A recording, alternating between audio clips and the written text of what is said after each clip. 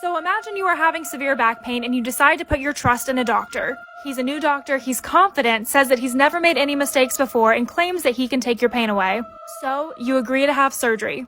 It seems that everyone around this doctor really likes him, so you agree in hopes that the surgery is going to provide some sort of relief. However, you wake up after surgery and you've lost the ability to move your legs. Was this spinal cord injury just a medical mishap, or did this doctor intentionally try to kill you? Well, Dr. Christopher Daniel Dunch, a former neurosurgeon working in Dallas, ended up getting the nickname of Dr. Death. 33 out of 38 of his patients were seriously injured and 2 were killed. His reputation was so dangerous that they are literally about to come out with a TV series based on how terrifying his true story is, which you guys should definitely go watch on Peacock. But how exactly did this man get here? Well, Christopher Dunch was born in Montana on April 3rd of 1971. He graduated from a small Christian college and then decided that he'd go to medical school in Part 2 of Dr. Death. So Christopher Dunch had such a promising beginning. He ended up getting into the University of Tennessee Health Science Center, and during his time there, he ran labs, raised millions of dollars in grant funding. He was listed as one of 3 inventors on a successful patent, and he also gave a stem cell research tour to the governor of Tennessee. And while this seems amazing, there was already some issues. He ended up giving himself more credit than what was due for those patents, as opposed to his partners who were trying to create cells from culture to eliminate the need for human extraction. Also, later on his resume, he ended up saying that he graduated from St. Jude's Children's Hospital, getting a doctorate in microbiology whenever they said they didn't even have that program at that time. But it didn't take him long to set his sights on neurosurgery. Because of how hard being a neurosurgeon is, you're required to participate in around 1,000 surgeries during your residency. But during his 4th year, he was sent to an impaired physicians program, which usually happens when you're suspected of being under the influence during operation. And this occurred during his 4th year. After graduating, he worked with some biotech startups, and then moved to Dallas, got a job at Baylor, and started to operate. Part 3 to Dr. Death. The way that the other surgeons describe him there is being very much arrogant. He would talk about how amazing he was, even though he was so new to the field. And several of his surgeries ended up botched. A medical investigator came to see him as a patient, and after his surgery, he experienced chronic pain and limited mobility. Another male patient came to see him and was literally left with bone fragments in his spinal canal, eventually losing all function in his left side.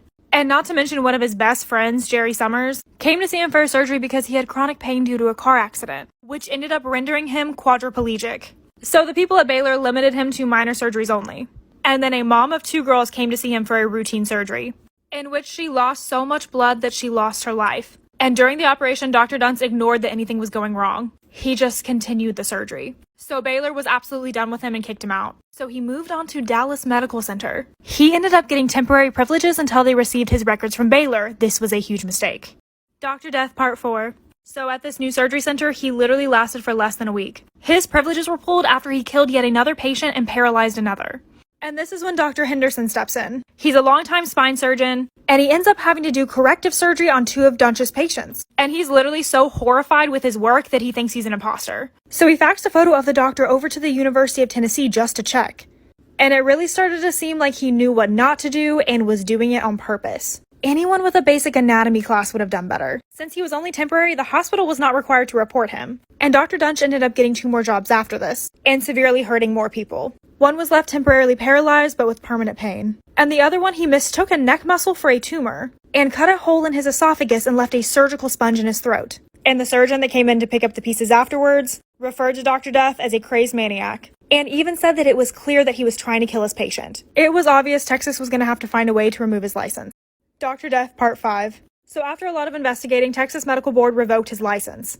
And this happened on December 6th of 2013. And his life was just in disarray after this. He went bankrupt. It was literally caught on the Walmart camera stealing merchandise and was arrested. There was still a possibility that he could get a medical license somewhere else, so they had to pursue criminal charges. They opened up an investigation, got him arrested, and started a trial. And during this trial, a lot of things came out. There was clear dangerous behavior between him and one of his long-term ex-girlfriends, and also another side piece of his. And one of his most damning pieces of evidence was an email of his that he was writing to a lover, comparing himself to Einstein and God, and basically stating that he was ready to leave kindness and goodness behind and become a cold-blooded killer. He ended up getting sentenced to prison, but there was a lot of other stuff that came out during this trial. And I also left out so many details throughout this whole story. You guys will have to watch the show on Peacock. They do such a great job of capturing just how scary this doctor is.